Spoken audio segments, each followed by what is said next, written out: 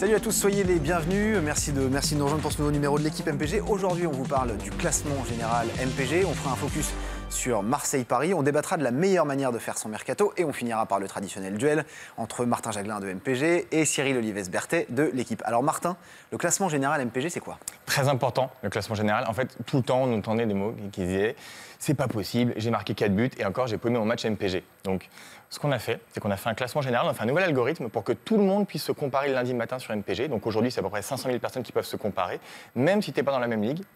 Et en fait, c'est un algorithme qui prend en compte que les buts réels, que tes notes à toi, et pas les bonus, pas les buts MPG, pas ta défaite. Donc c'est vraiment quelque chose de différent. Tu peux y accéder depuis ton menu ou alors depuis ta page résultats. Et par exemple, voilà, cette semaine, le premier au général, c'est Valentin qui a accumulé 57 000 points depuis le début de la saison. On voit aussi qu'il y a les 10 experts de l'équipe, de la chaîne L'équipe, à qui tu peux te comparer chaque lundi.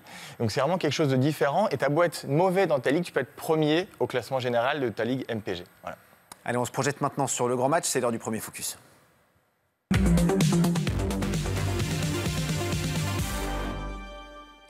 Marseille accueille Paris dimanche au Vélodrome. C'est le grand match, c'est l'affiche, c'est l'événement. Mais c'est aussi un match piège à MPG. C'est ce genre de match où le joueur sur qui tu as mis 100 millions peut prendre une volée. Cyril, c'est quoi pour toi la stratégie à MPG à l'approche d'un choc comme Marseille-Paris? Ça dépend de la forme des équipes. Là, actuellement, Paris est très en forme. Même moi, mes potes fans de l'OM serrent un peu les fesses là. Et ceux qui ont plein de Marseillais, justement, disent je vais pas les mettre et vous avez de la chance si vous avez des Parisiens. Ils veulent même pas les mettre, alors que c'est des purs et durs. D'accord. Parce que notamment quelqu'un comme Mandanda, par exemple. Mandanda, c'est un excellent gardien. Je pense qu'il doit faire plaisir aux mecs qui l'ont comme gardien chaque week-end. Mais là, il risque peut-être d'en prendre 3, on ne sait jamais. Est-ce qu'il faut l'aligner, Mandanda, Martin? C'est très risqué. En fait, c'est pas ton Mandanda, c'est quand tu regardes tous les goals qu'on jouait contre PSG sur les derniers matchs, à chaque fois, c'était des notes qui étaient 4, 4,5, 5. Donc c'est très risqué. Oui, effectivement, si on revient jusqu'au début de la saison, aucun des gardiens qui n'a affronté Paris n'a eu plus de 5. Donc Mandanda a un 5 au maximum, c'est vraiment pas... Gertner a eu 4, Koubek a eu 4, Lopez a eu 4. Il vaut mieux éviter, quoi. Ouais, il y a juste eu Benitez qui a eu 5, mais il a pris 3 buts quand même. Donc, ouais. Martin, toi, tu as ressorti les notes du Marseille-PSG de l'année dernière, au MPG l'année dernière, où il y avait eu 2-2, je crois. Ouais, en fait, on s'est amusé parce que c'était un match où PSG avait été un peu bousculé, voir comment les joueurs avaient été notés. À l'époque, donc il y avait évidemment Cavani qui avait climatisé le Vélodrome à la dernière minute, qui avait eu un 7 sur 10. Pareil, de l'autre côté, il y avait Gustavo qui était au top de sa forme, qui avait ratissé plein de ballons, qui avait marqué un but flottant, une frappe flottante de 30 mètres qui était incroyable. Et à côté de ça, Mbappé était passé complètement à côté. On se souvient un peu de sa déclaration sur le match, il n'était pas bien, il avait pris 3 en note MPG. Et à l'inverse, Thauvin, qui souvent est crédité d'être un peu mauvais dans les gros matchs, là, il avait quand même un bon 6 sur 10 dans MPG. Ouais, sur les notes de l'équipe, c'était à peu près la même chose. On va les voir. Luis Gustavo, Thauvin, Cavani qui étaient au-dessus, mais il y avait aussi Rami, Amavi qui a eu 7. Bon, Zambo-Anguissa qui est parti depuis, mais Rami et Amavi côté marseillais, Marquinhos côté parisien qui avait été très bien noté aussi. On verra si ça se reproduit dimanche, quoi. Ouais.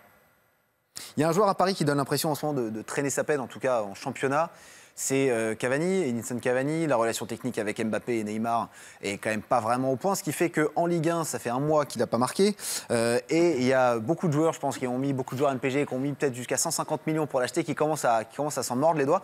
Moi, je trouve que ça pose une question quand même, qu'on est nombreux à se poser au moment de faire son mercato. Qu'est-ce qu'il faut faire? Qu'est-ce qu'il y a de mieux? Est-ce qu'il faut claquer un 5e de son budget sur un top joueur, un Neymar, un Cavani, un Mbappé, un Falcao, je ne sais pas. Non, pas Falcao. Peut-être pas Falcao, ok. Mais j'en sais rien, Fekir par exemple. Ou est-ce qu'il vaut mieux répartir un peu les risques en mettant des sommes moindres sur des bons joueurs de Ligue 1, mais qui n'ont pas non plus la classe des joueurs qu'on vient de citer, quoi? Alors juste, heureusement, il n'y a pas une bonne recette, sinon on saurait tous comment gagner sur MPG et c'est pas le cas. Mais après, il y a pas mal de critères qui rentrent en ligne de compte. Ouais, moi je pense que le plus important, c'est de faire le point. Est-ce que vous êtes dans une ligue à 6, à 8 ou à 10? C'est la première chose. Parce que le prix moyen des joueurs est complètement différent. La draft est complètement différente. À 6, on peut s'en tirer facilement. Tout le monde a des joueurs, des gros joueurs et à peu près un bon effectif. À 10, le mercato est très compliqué. Il est difficile d'être seul sur un joueur et souvent il faut le surpayer pour se l'assurer. C'est là où on tombe à des 100, 120 millions pour s'assurer un gros joueur du championnat. Et il y a une deuxième chose aussi, c'est est-ce qu'on va jouer en mode expert ou pas. La draft ne se gère pas du tout pareil s'il y a un mode expert. Un petit mot sur le mode expert. Martin, tu peux nous Oui, le mode expliquer le expert, tu principe peux pour ceux qui connaissent acheter pas. et vendre des joueurs toute la saison. Et donc, si c'est le cas, effectivement, tu peux te permettre d'avoir un peu plus de latitude dans le mercato parce que tu sais que tu pourras revendre tes chèvres et racheter les pépites montantes. Donc, alors qu'avec un mercato en mode normal, une fois que tu as tes joueurs et que tu finis le 15 août, par exemple, tu dois te les coltiner toute la saison. Donc, il y a beaucoup plus de risques. Donc sur une ligue de 10, en gros, vous, votre conseil, c'est plutôt d'essayer de répartir un peu les risques, d'acheter voilà, des joueurs qui sont peut-être pas dans les meilleurs joueurs mondiaux, parce qu'il y en a aujourd'hui en Ligue 1, mais... Il n'y a pas de bonne stratégie, en fait. Moi, le seul conseil que je peux donner à la communauté, c'est analyser vos adversaires. C'est vraiment comme au poker. On sait qu'il y a le bluffeur, on sait qu'il y a le flambeur qui va mettre 200 millions sur un joueur. On sait qu'il y a le mec qui adore Rennes et qui va forcément mettre beaucoup sur Sarr. On sait qu'il y a cette personne qui adore acheter Thauvin chaque année. Donc, en fait, quand tu connais ton adversaire, tu sais un peu ce qu'il va faire. Donc, tu peux indexer un peu ton mercato sur ses enchères à lui. Voilà. Toi, Cyril, qui joue à MPG depuis longtemps, du coup, maintenant, tu connais les adversaires, en règle générale, les mecs avec qui tu joues. Du coup, ça te permet, t'es plutôt flambeur et tu vas aller craquer, mettre, je sais pas, 100 millions, 120 millions sur un mec. Moi, j'essaye d'assurer 3-4 très gros joueurs sur la draft, sur le premier tour, en complétant avec vraiment des mecs à 1 ou 2 qui joueront jamais, parce que souvent on joue en mode expert, donc on pourra les revendre. Mais vraiment, je paye beaucoup sur les gros joueurs que j'ai visés. Pour en revenir juste une seconde sur Cavani, donc du coup, voilà, Cavani, ça fait un mois qu'il n'a pas marqué. Il va se réveiller. C'était quand même un bon investissement, selon toi, Martin, Cavani, parce que c'est un joueur qui coûte très cher. Cavani, ça a toujours été assurance Tourix dans MPG. Tu l'achetais, tu avais 20 buts, tu marquais un but tous les deux. Tu partais à 1-0 quasiment dans chaque match MPG. Cette année, il est vachement plus challengé. Mais il faut quand même rappeler, il est quand même à la tête de l'attaque parisienne, dans une attaque où il y a 3 joueurs parmi les 11 du dernier Ballon d'Or. Donc il y a une compétition incroyable, et tant mieux. Mais quoi qu'il arrive, Cavani, c'est 20 buts par saison. Donc ok, il a un petit coup de mou, mais il va repartir, quoi. Assurance Tourix. Ouais. Très bien. Bon, allez, maintenant, c'est bientôt la fin de l'émission et c'est l'heure du traditionnel duel.